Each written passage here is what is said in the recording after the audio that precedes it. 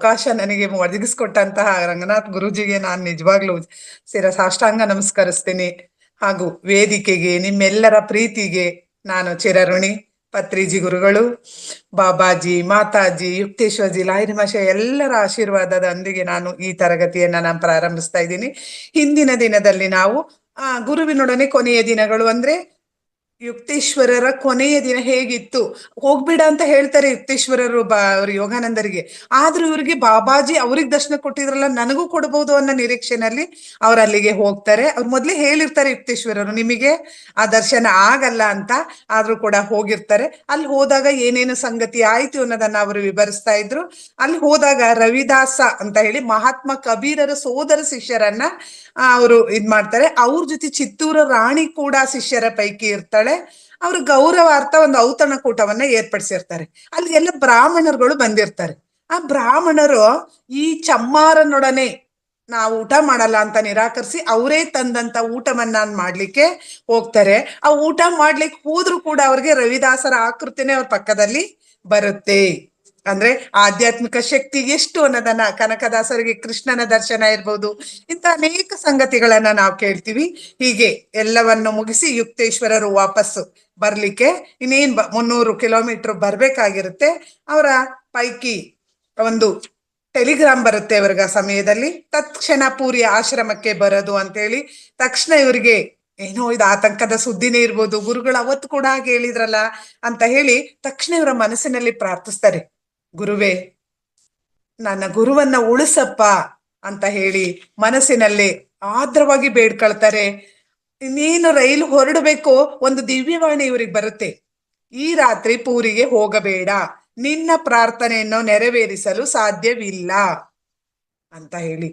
ದುಃಖ ತಪ್ತವಾಗಿ ಪ್ರಭು ಅಲ್ಲಿ ಪೂರಿಯಲ್ಲಿ ಗುರುಗಳ ಪ್ರಾಣಕ್ಕಾಗಿ ನಾನ್ ಮಾಡ್ದಂತ ತೀವ್ರವಾದ ಪ್ರಾರ್ಥನೆಯನ್ನ ನೀನು ನಿರಾಕರಿಸಬೇಕಾಗ್ತದೆ ಅಂತ ನನ್ನೊಡನೆ ದ್ವಂದ್ವ ಕಿಳಿಯಲು ನೀನ್ ಬಯಸ್ತಾ ಇಲ್ಲ. ನಿನ್ನ ಆಜ್ಞಾನುಸಾರ ಇನ್ನೂ ಹೆಚ್ಚಿನ ಕರ್ತವ್ಯನ ನಿರ್ವಹಿಸಲು ಅವರು ಇಲ್ಲಿಂದ ನಿರ್ಗಮಿಸಬೇಕಾಗಿದೆ ಏನು ಅಂದ್ರೆ, ನಮ್ಮ ಕೆಲಸ ಎಲ್ಲಿದೆಯೋ ಅಲ್ಲಿಗೆ ನಾವು ಆ ಕಾಲಕ್ಕೆ ನಾವು ಹೋಗ್ಬೇಕಾಗುತ್ತೆ. ಹಾಗಾಗಿ ಗುರುಗಳ ಕಾರ್ಯ ಇನ್ನು ಮೇಲಿದೆ ಅಂತ ಹೀಗೆ ಮಾಡ್ತಾ ಇದೀಯಾ ಅಂತ ಹೇಳಿ ಯೋಗಾನಂದರು ಬೇಡ್ಕೊಳ್ತಾ ಇದ್ದಾರೆ ಇಲ್ಲಿ. ಹೀಗೆ ಅವರು ಆಗ ಪೂರಿಗೆ ಹೋಗಲ್ಲ. ಸಂಜೆ ರೈಲಿನಲ್ಲಿ ಹೊರಡ್ತಾರೆ. 7 ಗಂಟೆ ಆಗಿದೆ. ನಕ್ಷತ್ರ ಮಂಡಲದಲ್ಲಿ ಒಂದು ಕಾರ್ಮೋಡ ಇದ್ದಕ್ಕಿದ್ದಂತೆ ಇಡೀ ಆಕಾಶವನ್ನ ವ್ಯಾಪಿಸುತ್ತೆ. ಅನಂತರ ಆ ರೈಲು ಇನ್ನೇನು ಸಿಳ್ಳೆ ಹಾಕಿ ಹೊರಡ್ತಾ ಇದ್ದಾಗ ಯುಕ್ತೇಶ್ವರರು ದರ್ಶನವನ್ನ ಯೋಗಾನಂದರಿಗೆ ಕೊಡ್ತಾರೆ ರೈಲಿನಲ್ಲಿ. ಬಹು ಗಂಭೀರ ಮುದ್ರೆಯಿಂದ ಅವ್ರು ಕುಳಿತಿದ್ದಾರೆ. ಅವರ 2 ಕಡೆ ಕೂಡ ದೀಪ ಇರುತ್ತೆ. ಇವ್ರು ಕೇಳ್ತಾರೆ, ಎಲ್ಲ ಮುಗ್ದೋಯ್ತಾ ಅಂತ ಬೇಡ ರೀತಿಯಲ್ಲಿ ಕರುಣಾದ ಇದ್ರಲ್ಲಿ ಅವ್ರು ಕೇಳ್ತಾರೆ. ಅವರು ಏನು ಮಾತಾಡಲ್ಲ, ತಲೆ ಕುಣಿಸಿ ಅಂದ್ರೆ ಸರಿ ಹೌದು ಅನ್ನೋ ರೀತಿ ಹೇಳ್ತಾರೆ. ಅಷ್ಟಕ್ಕೆ ಇವರಿಗೆ ಎಲ್ಲ ಗೊತ್ತಾಗಿರುತ್ತೆ. ಭರವಸೆ ಇಲ್ಲದೆ ಇದ್ರು ಕೂಡ ಇವರು ಭರವಸೆಯನ್ನ ತಾಳ್ತಾ ಪೂರಿಯ ನಿಲ್ದಾಣಕ್ಕೆ ಬರ್ತಾರೆ. ಅಲ್ಲಿದ್ದಾಗ ಒಬ್ಬ ಆಗುಂತಕ ಅಪರಿಚಿತ ಮನುಷ್ಯ ಬಂದು ಅವನ್ ಹೇಳ್ತಾನೆ, ನಿಮ್ಮ ಗುರುಗಳು ತಿಳಿದುಕೊಂಡ್ರು ಅಂತ ನಿಮಗ್ ಗೊತ್ತಾಯ್ತಾ ಅಂತ. ನೋಡಿ, ಇಲ್ಲಿ ಗುರುಗಳು ಯಾರ್ಯಾರ ಮೂಲಕ ಇಲ್ಲಿ ಹೇಳಿಸ್ತಾ ಇದ್ದಾರೆ ಅನ್ನೋದನ್ನ ನೇರವಾಗಿ ಹೇಳಲಿಕ್ಕೆ ಆಗದಿದ್ರು ಕೂಡ ದಿವ್ಯವಾಣಿ ಅವರೇ ಬಂದ್ ಮಾಡ್ತಿದ್ದಾರೆ. ಮತ್ತೆ ಒಬ್ಬ ಅಪರಿಚಿತನ ಮೂಲಕ ಹೇಳ್ತಾರೆ. ಎಂತ ಮಹಾ ಸಂತರಾದ್ರೂ ಕೂಡ ಒಂದು ಕ್ಷಣ ತಮ್ಮ ಪ್ರೀತಿ ಪಾತ್ರರ ಸಾವಿನಲ್ಲಿ ಅವರೆಷ್ಟು ಗಂಭೀರ ಆಗಿರ್ತಾರೆ ಅನ್ನೋದನ್ನ ಇವ್ರಿಗೂ ಕೂಡ ಗುರುಗಳ ಸಾವು ನೋವನ್ನೇ ಉಂಟು ಮಾಡುತ್ತೆ. ಅವರು ಹೋಗಿ ಅವ್ರ ಆತ್ಮ ಜ್ವಾಲಾಮುಖಿಯಂತೆ ಆಗುತ್ತೆ. ಇನ್ನೇನು ಕುಸ್ತು ಬಿದ್ದೋಗ್ತೀನೇನೋ ಅಂತ ಅನ್ಸುತ್ತೆ. ಅವರ ಅಂತರ್ವಾಣಿ ಮತ್ತೆ ಮತ್ತೆ ಅವ್ರನ್ನ ಎಚ್ಚರಿಸ್ತಾ ಇರುತ್ತೆ, ಸಮಾಧಾನ ಹೊಂದು ಶಾಂತನಾಗು ಅಂತ. ಆಗ ಇವರು ಪೂರಿಗೆ ಬಂದು ಆಶ್ರಮಕ್ಕೆ ಹೋಗ್ತಾರೆ. ಗುರುಗಳ ದೇಹ ನೋಡಿದ್ರೆ ಹೇಗಿರುತ್ತೆ ಅಂದ್ರೆ ಇನ್ನು ಜೀವಿಸಿದಾರೇನೋ ಅಂತ ನಾವೆಲ್ಲರೂ ಕೇಳಿದೀವಿ. ಶರಣರ ಮರಣ ಅವನ್ನದ್ದು ನೋಡು ಅವರ ಬದುಕನ್ನ ಅಂತ. ಕೆಲವ್ರು ಸತ್ತಾಗ ಕೂಡ ಅಂತ ನಗುಮುಖದಲ್ಲಿ ಇರ್ತಾರೆ. ಕೆಲವರು ಕರಾಳ ಮುಖ ನೋಡ್ಲಿಕ್ಕೆ ಭಯ ಆಗುತ್ತೆ ಅನ್ನೋದಿರುತ್ತೆ. ಅಂದ್ರೆ ಅವರ ಮನಸ್ಸು ಹೇಗಿರುತ್ತೋ ಹಾಗೆ ಮುಖ ಕೂಡ ಅಂತಿಮ ಕಾಲದಲ್ಲಿ ಇರುತ್ತೆ.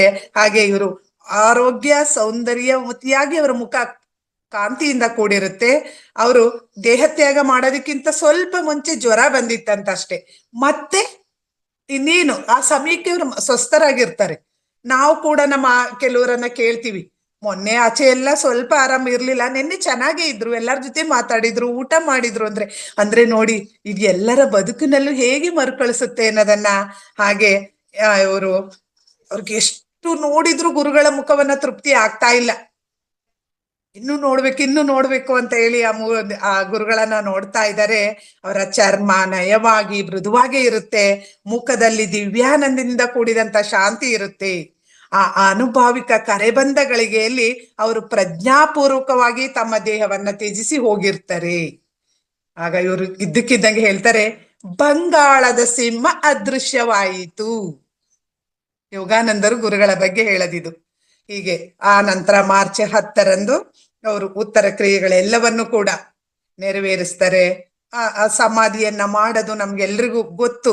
ತುಂಬಾ ವಿಭೂತಿ ಇದನ್ನೆಲ್ಲ ಬೆಳೆಸಿ ತುಂಬಾ ಒಂದಿದಾಗಿ ಅದನ್ನ ಮಾಡ್ತಾರೆ. ಆ ನಂತರ ಪತ್ರಿಕೆಗಳೆಲ್ಲ ಕೂಡ ಆ ಸುದ್ದಿ ಪ್ರಕಟ ಆಗುತ್ತೆ, ಈ ರೀತಿ ಆಯ್ತು ಅಂತ ಹೇಳಿ. ಆ ನಂತರ ಇಲ್ಲಿ ಅವರು ಭಗವದ್ಗೀತೆ ಮೇಲೆಲ್ಲ ಯುಕ್ತೇಶ್ವರನು ಅನೇಕ ಗ್ರಂಥಗಳನ್ನ ಬರೆದಿರ್ತಾರೆ. ನಾವು ಹಿಂದೆ ಅದನ್ನ ಅವಲೋಕಿಸಿದ್ದು. ಬಾಬಾಜಿ ಅವರಿಗೆ ಹೇಳಿ ಅವರ ಮೂಲಕ ಅನೇಕ ಕೃತಿಗಳನ್ನ ಭಗವದ್ಗೀತೆ ಮೇಲೆ ವ್ಯಾಖ್ಯಾನವನ್ನು ಕೂಡ ತಂದಿರ್ತಾರೆ. ಅದರಿಂದ ಅವ್ರ ಆಸೆ ಕೂಡ ಪಾಶ್ಚಿಮಾತ್ಯ ಮತ್ತು ಪೌರಾತ್ಯ ದೇಶಗಳ ಒಂದು ಹೊಂದಾಣಿಕೆಯನ್ನ ಅಲ್ಲಿಗೆ ಸಾರೋದು ಭಾರತೀಯ ಸಂದೇಶವನ್ನ ಆಗಿತ್ತು. ಹಾಗೇನೆ ಸಾಧು ಸಭೆಯ ಅಧ್ಯಕ್ಷರನ್ನಾಗಿ ಕೂಡ ಇವರನ್ನ ನೇಮಕವನ್ನ ಮಾಡ್ತಾರೆ. ಇಂಥ ಮಹಾನುಭಾವನ ವಿಯೋಗದಿಂದ ಭಾರತ ವಾಸ್ತವವಾಗಿ ಬಡವಾಗಿದೆ ಅಂತ ಇವರಿಗೆ ಅನಿಸುತ್ತೆ. ಅವರ ಸಾನ್ನಿಧ್ಯದಿಂದ ಪಡೆಯುವ ಅದೃಷ್ಟವಿದ್ದ ಎಲ್ಲಾ ಭಾರತೀಯ ಸಂಸ್ಕೃತಿ ಮತ್ತು ಸಾಧನೆಯ ವಾಸ್ತವ ರೂಪದ ಸಾಕಾರವಾಗಿದ್ದ ಅವರ ಧ್ಯೇಯವನ್ನು ತಮ್ಮಲ್ಲಿಯೂ ಅನುಷ್ಠಾನಕ್ಕೆ ತಂದುಕೊಳ್ಳಲಿ ಅಂತ ಇವರು ಅನ್ಕೊಳ್ತಾರೆ. ನಿಜವಾಗ್ಲೂ ನಾವು ಪುಣ್ಯವಂತರು, ಇಂಥ ಮಹಾನ್ ಸಂತರು ನಮ್ಮ ದೇಶದಲ್ಲಿ ಹುಟ್ಟಿದ್ದಾರೆ. ಇತ್ತೀಚೆಗೆ ನನ್ನನ್ನು ಕಾಡ್ತಕ್ಕಂಥದ್ದು, ನಾನು ಪತ್ರಿಜಿಯನ್ನ ನೇರವಾಗಿ ನೋಡ್ಲಿಲ್ಲ ಅನ್ನೋಂಥ ನೋವು ನನಗೂ ಕೂಡ ತುಂಬಾ ಕಾಡುತ್ತೆ. ಈ ವೇದಿಕೆಯಲ್ಲಿರ್ತಕ್ಕರು ತುಂಬಾ ಅದೃಷ್ಟವಂತರಿದ್ದಾರೆ, ಹಾಗೆ ಅವರನ್ನ ತುಂಬಾ ಹತ್ತಿರದಿಂದ ನೋಡಿದವರು.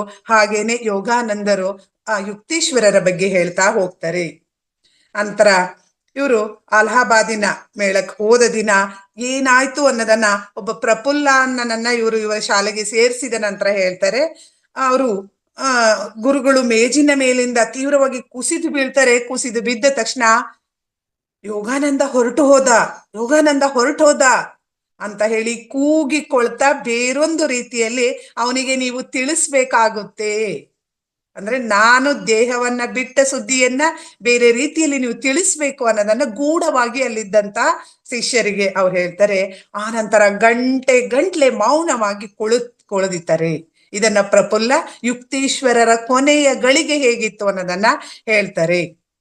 ಆ ನಂತರ ಯುಕ್ತೇಶ್ವರರು ಆಶೀರ್ವಾದವನ್ನು ಪಡೆದ ಯೋಗಾನಂದರು ಅನೇಕ ತರಗತಿ, ಸಂದರ್ಶನ, ಸ್ನೇಹಿತರ ಪುನರ್ಮಿಲನ ಎಲ್ಲವನ್ನೂ ಭಾರತದಲ್ಲಿ ಮಾಡ್ತಾ ಹೋಗ್ತಾರೆ. ಇವ್ರಿಗೆ ಅನೇಕ ಚಟುವಟಿಕೆಯಿಂದ ಕೂಡಿರ್ತಾರೆ. ಆದ್ರೂ ಇವ್ರ ಮನಸ್ಸಿನಲ್ಲಿ ಆ ಗುರುಗಳನ್ನ ಕಳ್ಕೊಂಡಂತ ನೋವು ಸದಾ ಕಾಡ್ತಾ ಇರುತ್ತೆ. ಒಳಗಿನ ಆನಂದದ ನದಿಯನ್ನ ಕಲುಷಿತಗೊಳಿಸುತ್ತೆ.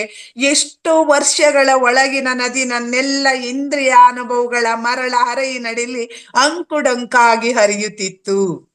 ಅಂದ್ರೆ ನಾನು ಬರೀ ಶರೀರ, ಯುಕ್ತೇಶ್ವರರೇ ನನ್ನೊಳಗಡೆನೆ ಹಾಗೆ ನನ್ನೆಲ್ಲ ಚಟುವಟಿಕೆಗೆ ಸ್ಫೂರ್ತಿ ಆಗಿದ್ರು ಅಂತ ಕೇಳ್ತಾ ಇವ್ರು ಕೇಳ್ತಾರೆ ಪ್ರಶ್ನೆನ ಧ್ಯಾನದಲ್ಲಿ ಕೂತಿದ್ದಾಗ.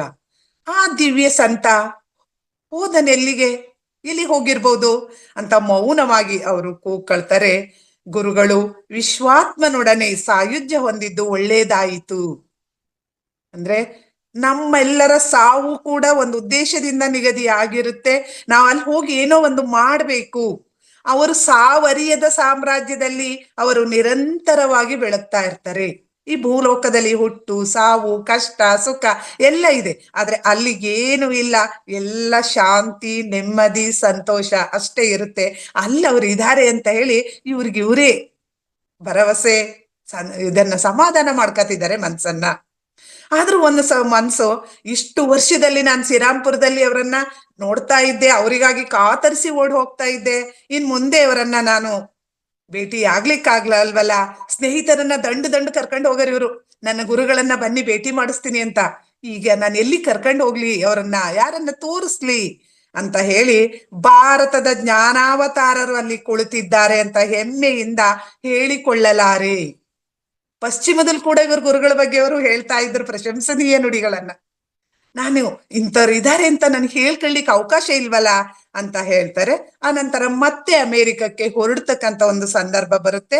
ಆದ್ರೆ ಹಡಗಿಗೆ ಹೋದಂತ ಸಂದರ್ಭದಲ್ಲಿ ಇವರಿಗೆ ಸ್ಥಳ ಸಿಕ್ಕಿದ್ರು ಕೂಡ ಇವರ ಕಾರಿಗೆ ವ್ಯವಸ್ಥೆ ಆಗೋದ್ರಿಂದ ಮತ್ತೆ ಭಾರತದಲ್ಲಿ ಉಳಿಬೇಕಾಗುತ್ತೆ. ಆಗ ಇವ್ರು ತಕ್ಷಣ ಹೇಳ್ತಾರೆ, ವಿಧಿ ನಿಯಮ, ನಾನು ಮತ್ತೆ ಪೂರಿಗೆ ಹಿಂದಿರ್ಬೇಕಾಗಿದೆ, ಅದಕ್ಕೆ ದೇವರು ನನ್ನನ್ನ ಹೀಗೆ ಮಾಡಿದಾನೆ. ನನ್ನ ಕಣ್ಣೀರು ಮತ್ತೊಮ್ಮೆ ನನ್ನ ಗುರುವಿನ ಸಮಾಧಿಯನ್ನು ತೊಯಿಸಲಿ. ಅಂದ್ರೆ ನನಗ್ ಮತ್ತೆ ಹೋಗಿ ಗುರುಗಳನ್ನ ಭೇಟಿ ಮಾಡೋದು, ಅವ್ರ ಸಮಾಧಿನಲ್ಲೂ ನಾನು ಆ ಜೀವಂತಿಕೆಯನ್ನು ನೋಡ್ಬೇಕು, ಅದಕ್ಕೆ ದೇವರು ಹಡಗನ್ನ ಕ್ಯಾನ್ಸಲ್ ಮಾಡಿಸಿದಾನೆ ಅನ್ನೋದನ್ನ ಹೇಳ್ತಾರೆ. ಮತ್ತೆ ಇಲ್ಲಿ ಉಳಿತಾರೆ. ಹೀಗಿದ್ದಂತ ಸಂದರ್ಭದಲ್ಲಿ ಮುಂಬಯಿಯ ಒಂದು ರೀಜೆಂಟ್ ಹೋಟ್ಲಲ್ಲಿ ಇವ್ರು ಕುಳಿತಿದ್ದ ಹಾಗೆ ಶ್ರೀಕೃಷ್ಣನ ಭವ್ಯ ಮೂರ್ತಿ ಮಿನುಗುವ ಪ್ರಭೆಯೊಡನೆ ಇವರಿಗೆ ಕಾಣಿಸ್ಕೊಳ್ಳುತ್ತೆ. ಆ ಕಿಟಕಿ ಮೂಲಕ ನೋಡ್ತಿದ್ದ ಹಾಗೆ ರಸ್ತೆಯ ಆಚೆ ಎತ್ತರವಾಗಿದ್ದ ಕಟ್ಟಡದ ಮೇಲ್ಚಾವಣಿ ಮೇಲೂ ಕೂಡ ಪ್ರಕಾಶಮಾನವಾಗಿ ಬೆಳಗ್ತಾ ಇದ್ದಂತ ಆ ಅನಿರ್ವಚನೀಯ ದೃಶ್ಯ ತತ್ಕ್ಷಣ ಇವ್ರ ಕಣ್ಮುಂದೆ ಬರುತ್ತೆ. ಆ ದಿವ್ಯ ಮೂರ್ತಿ ಮಂದಹಾಸದೊಡನೆ ಇವರನ್ನ ಅಭಿನಂದಿಸುತ್ತಾ ಇವ್ರ ಹತ್ರ ಕೈ ಬೀಸುತ್ತೆ. ಕೃಷ್ಣ ಪರಮಾತ್ಮನ ಸಂದೇಶ ಇವರಿಗೆ ಅರ್ಥ ಆಗ್ತಾ ಇಲ್ಲ ಸರಿಯಾಗಿ, ಆದ್ರೆ ಪರಮಾತ್ಮ ಕೈ ಎತ್ತಿ ಆಶೀರ್ವಾದ ಮಾಡಿ ಅಂತರ್ಧಾನನಾಗ್ತಾನೆ. ತುಂಬಾ ಆಶ್ಚರ್ಯ ಆಗುತ್ತೆ, ಏನೋ ಆಧ್ಯಾತ್ಮಿಕ ಘಟನೆ ಸಂಭವಿಸಿತ್ತು ಅಂತ ಹೇಳಿ ಇವರಿಗೆ ಅನ್ಸುತ್ತೆ. ಹೆಂಗಿದ್ರು ಸದ್ಯಕ್ಕೀಗ ಅಮೆರಿಕದ ಪ್ರಯಾಣ ರದ್ದಾಗಿ ಹೋಗಿರುತ್ತೆ. ಮತ್ತೆ ಕಲ್ಕತ್ತಾ ಮತ್ತು ಪೂರೆಗೆ ಹೋಗೋಣ ಅಂತ ಸಾರ್ವಜನಿಕರ ಉಪನ್ಯಾಸಗಳು ಕೂಡ ಇಲ್ಲಿ ಏರ್ಪಾಡಾಗಿರುತ್ತೆ. 1936 ಜೂನ್ 19ರಂದು ಕೃಷ್ಣನ ದರ್ಶನವಾದ 1 ವಾರ ಆಗಿರುತ್ತೆ ಕರೆಕ್ಟ್ ಆಗಿ. ಆಗ 3 ಗಂಟೆ ವೇಳೆನಲ್ಲಿ ಮುಂಬಯಿಯ ಹೋಟೆಲ್ನ ಹಾಸಿಗೆ ಮೇಲೆ ಇವರು ಕುಳಿತಿದ್ದಾಗ ಒಂದು ಸ್ವರ್ಗೀಯವಾದ ಪ್ರಕಾಶ ನನ್ನನ್ನು ಧ್ಯಾನದಿಂದ ಬಹಿರ್ಮುಖವಾಗುವಂತೆ ಮಾಡ್ತು. ತುಂಬಾ ದೊಡ್ಡ ಲೈಟ್, ಸೂರ್ಯನ ಪ್ರಕಾಶ ಜೋರಾಗಿ ಬಿದ್ದಾಗ ಹೇಗಾಗುತ್ತೆ ಅಂತ ಒಂದು ಧ್ಯಾನಸ್ಥ ಸ್ಥಿತಿಯಿಂದ ಇವರನ್ನ ಎಚ್ಚರಗೊಳಿಸುತ್ತೆ. ಆಶ್ಚರ್ಯದಿಂದ ಅರಳಿದ ನನ್ನ ಕಣ್ಣುಗಳ ಮುಂದೆ ನನ್ನ ಇಡೀ ಕೋಣೆ ಒಂದು ವಿಚಿತ್ರ ಪ್ರಪಂಚವಾಗಿ ಪರಿವರ್ತಿತ ಆಗ್ತಾ ಇತ್ತು. ಅಂದ್ರೆ ಸೂರ್ಯನ ಬೆಳಕು ಹೇಗಿದೆ ಅಂದ್ರೆ ಸ್ವರ್ಗದ ಜ್ಯೋತಿಯಾಗಿ ಮಾರ್ಪಟ್ಬಿಟ್ಟಿದೆ ಇವರ ಕೋಣೆ. ಆಗ ಇದ್ದಕ್ಕಿದ್ದಾಗೆ ರಕ್ತ ಮಾಂಸಗಳಿಂದ ಕೂಡಿದ ಯುಕ್ತೇಶ್ವರರ ಆಕೃತಿಯನ್ನ ಬರುತ್ತೆ ಇವರ ಕಣ್ಣು ಮುಂದೆ. ತಕ್ಷಣ ಭಾವಾವೇಶದಿಂದ ಅಲೆಗಳು ಇವರನ್ನ ಆಕ್ರಮಿಸಿ ಮುಳುಗಿಸ್ಬಿಡ್ತವೆ. ಮುಖದಲ್ಲಿ ಎಂತವರನ್ನ ಮುಗ್ಧರಾಗಿಸ್ತಕ್ಕಂಥ ದಿವ್ಯ ಮಂದಹಾಸದೊಡನೆ ಗುರುವರ್ಯರು ಮಗು ಅಂತ ಮೃದುವಾಗಿ ಇವರನ್ನ ಮಾತಾಡಿಸ್ತಾ ಇದ್ದಾರೆ. ಇದುವರೆಗೂ ಇವ್ರಿಗೆ ಯಾವಾಗ ಗುರುಗಳು ಸಿಕ್ಕಿದಾಗಲೂ ಕೂಡ ತತ್ಕ್ಷಣ ಹೋಗಿ ಅವರ ಪಾದವನ್ನ ಮುಟ್ಟಿ ನಮಸ್ಕಾರ ಮಾಡ್ತಾ ಇದ್ರು. ಅದಕ್ಕೆ ಇವ್ರು ಹೇಳ್ತಾರೆ, ಈ ಸಲ ಮಾತ್ರ ನಾನು ಅವರನ್ನ ನೋಡಿ ನಮಸ್ಕಾರ ಮಾಡದೇ ಇದ್ದದ್ದು. ಇವ್ರಿಗೆ ಅದನ್ನ ತಡಿಲಿಕ್ಕೆ ಆಗ್ತಿಲ್ಲ ಒಳಗಡೆ ಬೈಕೆಯನ್ನ. ತಕ್ಷಣವೇ ಮುನ್ನುಗ್ಗಿ ಹೋಗಿ ತೋಳುಗಳಿಂದ ಹೋಗಿ ಅವರನ್ನ ಅಪ್ಕೊಳ್ತಾರೆ, ಮುಂದಾಗ್ತಾರೆ. ದಿವ್ಯ ಕ್ಷಣಗಳಲ್ಲಿ ದಿವ್ಯ ಕ್ಷಣ ಇದು ಅಂತ ಹೇಳ್ತಾರೆ ಇಲ್ಲಿ ಯೋಗಾನಂದರು. ಅಂದ್ರೆ ನಾವೆಲ್ಲರೂ ನಮ್ಮ ಜೀವನದಲ್ಲಿ ಅಮೃತಗಳಿಗೆ, ಅದನ್ನ ಚಿನ್ನದಗಳಿಗೆ ಅದನ್ನ ಮರಿಲಿಕ್ಕಾಗಲ್ಲ ಅಂತ ಕೆಲವೊಂದು ಘಟನೆಯನ್ನ ಸ್ಮರಿಸ್ತೀವಲ್ಲ, ಅಂಥದ್ರಲ್ಲಿ ಇದಂಥದ್ದು. ಹಾಗೇನೆ ವರ್ಷಿಸಲ್ಪಟ್ಟಿದ್ದ ಹರ್ಷದೆದುರು ಕಳೆದ ತಿಂಗಳುಗಳಲ್ಲಿ ನಾನು ಅನುಭವಿಸಿದ ಯಾತನೆ ಯಾವ ಎಣಿಕೆಗೂ ಬಾರದು. ಅಂದ್ರೆ ನಾನು ಅವರಿಗಾಗಿ ನೋವನ್ನ ಪಟ್ಟಿದ್ದು, ಪರಿತಪ್ಸಿದ್ದು, ಅದೆಲ್ಲವನ್ನು ಮರೆಸ್ಬಿಡ್ತು ಇದು. ಅಂತಹ ಸಂತೋಷ ಸ್ವರ್ಗೀಯ ಅನುಭವವನ್ನ ಕೊಡ್ತಾ ಇದೆ. ಎದುರುಗಡೆ ಯುಕ್ತೇಶ್ವರರ ಆಕೃತಿ ಇದೆ. ಆ ಸಂತೋಷದ ಆಧಿಕ್ಯವನ್ನ ಹೊರಗಿಡಲಿಕ್ಕೆ ಸಂಬಂಧಿಸವಾಗಿ ಮಾತೇ ಬರ್ತಾ ಇಲ್ಲ ಇವರಿಗೆ. ನನ್ನ ಗುರು, ನನ್ನ ಹೃದಯದ ಅಧಿದೇವತೆ, ನನ್ನನ್ನು ಯಾಕೆ ಬಿಟ್ಟೋದ್ರಿ ನೀವು? ಕುಂಭಮೇಳಕ್ಕೆ ನನ್ನನ್ನು ಯಾಕೆ ಕಳಿಸಿದ್ರಿ? ನೀವು ನೇರವಾಗಿ ಹೇಳ್ಬೋದಿತ್ತಲ್ಲ, ಯೋಗಾನಂದ ನೀನು ಹೋಗಬೇಡ, ನಾನು ಅಂತಿಮ ಯಾತ್ರೆಯನ್ನು ಕೈಗೊಳ್ಳಲಿದ್ದೇನೆ ಅಂತ. ನಿಮ್ಮನ್ನು ಬಿಟ್ಟು ಹೋಗೋದಕ್ಕೆ ನನ್ನನ್ನು ಯಾಕೆ ಕಟುವಾಗಿ ನನ್ನನ್ನ ನಾನು ಎಷ್ಟು ನಿಂದಿಸ್ಕೊಂಡೆ ಗೊತ್ತಾ? ಅಂದ್ರೆ ಪರೋಕ್ಷವಾಗಿ ಅವ್ರು ಹೇಳಿರ್ತಾರೆ ಬಾಬಾಜಿ ದರ್ಶನ ನಿನಗಲ್ಲ ಆಗಲ್ಲ ಅಂತ, ಆದ್ರೂ ಕೂಡ ಇವ್ರು ಹೋಗಿರ್ತಾರೆ. ಆದ್ರಿಂದ ನೀವು ಅದನ್ನ ಮಾಡ್ಬೋದಿತ್ತಲ್ವಾ ಅಂತ ಕೇಳ್ತಾರೆ.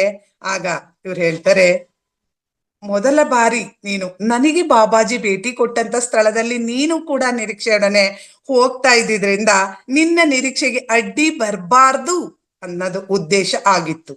ಆತ್ಮೀಯರೇ, ಇಲ್ಲಿ ಗಮನಿಸ್ಬೇಕು, ಆ ಸೂತ್ರಧಾರನ್ಗೆ ಎಲ್ಲ ಗೊತ್ತು. ನಾವು ಹಠ ಮಾಡಿ ಕೆಲವೊಂದು ಘಟನೆಗಳಲ್ಲಿ ನಾವು ಮುಂದಾಗಿ ಹೋಗಿರ್ತೀವಿ.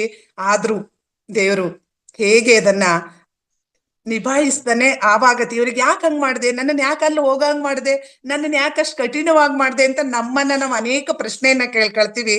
ನೋಡಿ, ದೇವ್ರೆಲ್ರೂ ಗೊತ್ತಿದ್ರು ಅವ್ರೆಷ್ಟು ಮೌನವಾಗಿರ್ತಾರೆ. ಇಲ್ಲಿ ಗುರುಗಳಿಗೂ ಎಲ್ಲ ಗೊತ್ತಿದ್ರು ಮೌನವಾಗಿ ಅದನ್ನ ಮಾಡಿದ್ರು. ಹಾಗೇನೆ ಸ್ವಲ್ಪ ಕಾಲ ಅಷ್ಟೇ ಅಲ್ವಾ ನಾನು ನಿನ್ನಿಂದ ಆಗ್ಲಿದ್ದು. ನೋಡು, ಅದಕ್ಕಿಂತ ಹಿಂದೇನು ನಿನ್ನ ಜೊತೆ ಇದ್ದೆ, ಈಗ್ಲೂ ನಿನ್ ಜೊತೆ ಇದ್ದೀನಿ. ಮಧ್ಯದಲ್ಲಿ ಸ್ವಲ್ಪ ಸಮಯ ಅಷ್ಟೇ ಅಲ್ವಾ, ನಿನಗ್ ಅಷ್ಟನ್ನು ತಡ್ಕೊಳಕ್ ಆಗಲ್ವಾ ಅನ್ನೋ ರೀತಿ ಹೇಳ್ತಾರೆ. ಆದ್ರೆ ಗುರುಗಳೇ, ದೇವರ್ಷ ತಾವೇ ಏನು ನನ್ನಲ್ಲಿರೋದು? ಇವ್ರಿಗೆ ಇನ್ನೂ ಅನುಮಾನ. ಆ ದೇವತೆ ಸ್ವರೂಪಿಯದು ಗುರುಗಳು ನೀವೇ ಅಲ್ವಾ ನನ್ನ ಇರೋದು? ಆ ಪೂರಿಯ ನಿರ್ದಯ ಮರಳಿನ ರಾಶಿ ಅಡಿನಲ್ಲಿ ನಾನು ಸಮಾಧಿ ಮಾಡಿದ ಆ ಬಗೆಯ ದೇಹವನ್ನೇ ಧರಿಸಿ ಬಂದಿದ್ದೀರಾ ನೀವು ಅಂತ ಕೇಳಿದಾಗ, ಹೌದು ಮಗು, ಅವ್ನು ನಾನೇ. ಅದೇ ಮಾಂಸಖಂಡಗಳಿಂದ ಕೂಡಿದಂತ ದೇಹನೇ ಇದು. ನಿನಗೆ ಇದು ಅಪಾರ್ಥಿವವೆಂದು ಕಾಣ್ತಾ ಇದ್ರು ಕೂಡ ನಿನ್ನ ದೃಷ್ಟಿಗೆ ಇದು ಪಾರ್ಥಿವ ಶರೀರವೇ. ಈ ಸ್ವಪ್ನ ಪ್ರಪಂಚದಲ್ಲಿ ಪೂರಿಯ ಸ್ವಪ್ನದ ಮರಳ ರಾಶಿ ಅಡಿಯಲ್ಲಿ ಸಮಾಧಿ ಮಾಡಿದ ಆ ಬ್ರಹ್ಮಾಂಡ ಸ್ವಪ್ನದ ಪಾರ್ಥಿವ ಶರೀರದಂತೆ ತದ್ವತ್ತಾಗಿ ಹೊಸ ಶರೀರವನ್ನ ಬ್ರಹ್ಮಾಂಡದ ಅಣುಗಳಿಂದ ಸೃಷ್ಟಿಸಿಕೊಂಡಿದ್ದೇನೆ. ವಾಸ್ತವವಾಗಿ ನಾನು ಪುನರುತ್ಥಾನವನ್ನ ಪಡೆದಿದ್ದೇನೆ. ಭೂಮಿಯ ಮೇಲಲ್ಲ, ಸೂಕ್ಷ್ಮ ಶರೀರಗಳ ಒಂದು ಗ್ರಹದಲ್ಲಿ. ಅಲ್ಲಿನ ನಿವಾಸಿಗಳು ಹೇಗಿರ್ತಾರೆ ಗೊತ್ತಾ? ನನ್ನೆಣಿಕೆಯ ಉನ್ನತ ಆದರ್ಶವನ್ನು ಮುಟ್ಟಲು ಭೂಲೋಕದ ಮಾನವರಿಗಿಂತ ಹೆಚ್ಚು ಸಮರ್ಥರು ನೀನು ಹಾಗೂ ಉತ್ಕರ್ಷ ಪಡೆದ ನಿನ್ನ ಪ್ರೀತಿ ಪಾತ್ರರು. ಒಂದು ದಿನ ಅಲ್ಲಿಗೆ ಬಂದು ನನ್ನೊಡನೆ ಇರುವಿರಿ. ಇದನ್ನ ನಮ್ಮ ವೇದಿಕೆಯಲ್ಲಿ ಮನೋರಮಾ ಮೇಡಮ್ ಇವರೆಲ್ಲರೂ ಕೂಡ ಹೇಳಿದ್ದಾರೆ. ಆ ಲೋಕಗಳ ಘಟನೆ ಹೇಗೇಗಲ್ಲಿ ನಾವು ಇದಾಗ್ತೀವಿ ಅಂತ. ಹಾಗೆ ಇವ್ರು ಹೇಳ್ತಾ ಇದ್ದಾರೆ, ಇವ್ರಿಗೆ ಎಷ್ಟು ಕೇಳಿ ತೃಪ್ತಿ ಆಗ್ತಿಲ್ಲ. ಇವ್ರು ಹೇಳ್ತಿದ್ದಾರೆ, ಅಮರರಾದ ಗುರುಗಳೇ ಇನ್ನು ಹೇಳಿ ಅದ್ರ ಬಗ್ಗೆ ಅಂತ.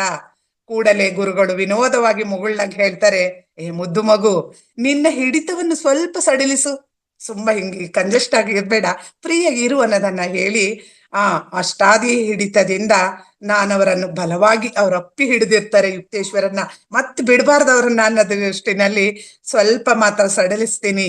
ಅಂದ್ರೆ ಪೂರ್ಣವನ್ನ ಎಷ್ಟು ಅವಕಾಶ ಸಿಗುತ್ತೋ ಅಷ್ಟು ಜೊತೆ ಅವ್ರು ಇರ್ಬೇಕಷ್ಟೇ, ಬಿಡ್ತಾ ಇಲ್ಲ. ಅದೇ ನವರಾದ ಪರಿಮಳಯುಕ್ತವಾದ ಸ್ವಾಭಾವಿಕವಾದ ದೇಹಗಂಧ ಇದೆ. ಆ ಮಹತ್ವದ ಕ್ಷಣಗಳನ್ನ ಸ್ಮರಿಸಿಕೊಳ್ಳಲಾಗಲ್ಲ.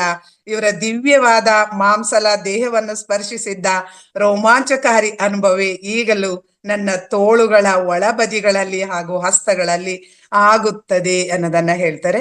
ಇನ್ ಮುಂದೆ ಅವರ ಸಂಭಾಷಣೆ ತುಂಬಾ ಚೆನ್ನಾಗಿ ಮುಂದುವರಿಯುತ್ತೆ. ನಮ್ಗೆ ಅಭೂತಪೂರ್ವದ ಒಂದು ವಿವರಣೆಯನ್ನ ಕೂಡ ಕೊಡ್ತಾ ಹೋಗ್ತಾರೆ. ಈಗ ನನ್ನ ಸಮಯ ಆಗ್ಲೇ ಮುಗ್ಯಕ್ ಬಂದಿರ್ಬೋದು. ಮನೋರಮಾ ಮೇಡಮ್ ಕಾಯ್ತಿದ್ದಾರೆ. ಅವರನ್ನ ತುಂಬಾ ಕಾಯಿಸ್ಲಿಕ್ಕೆ ನಂಗೆ ಮನಸ್ಸಿಲ್ಲ. ಅದರಿಂದ ದಯವಿಟ್ಟು ನಂಗೆ ಮನೋರಮಾ ಮೇಡಮ್ ಅವರ ಅನಿಸಿಕೆಯನ್ನ ತಿಳಿಸ್ಬೇಕು ಅಂತ ನನ್ನ ಕೋರಿಕೆಯನ್ನ ನಾನು ಹೇಳ್ತಾ, ಈ ದಿನ ನನಗೆ ಮೊದಲೇ ಅವಕಾಶವನ್ನ ನೀಡಿದಂತಹ ಗುರುಜಿಗೆ, ನಿಮ್ಮೆಲ್ಲರಿಗೂ ಇಂತಹ ಒಂದು ಗ್ರಂಥವನ್ನ ನನ್ನಂತ ಸಾಮಾನ್ಯ ಮನುಷ್ಯಳು ನೋಡ್ಲಿಕ್ಕೆ ಹೇಳಲಿಕ್ಕೆ ಅವಕಾಶ ಕೊಟ್ಟಂತ ಈ ಪ್ರಕೃತಿಗೆ, ಬಾಬಾಜಿಗೆ ನಾನು ಶಿರಸಾಷ್ಟಾಂಗ ನಮಸ್ಕರಿಸ್ತೇನೆ. ಧನ್ಯವಾದಗಳು.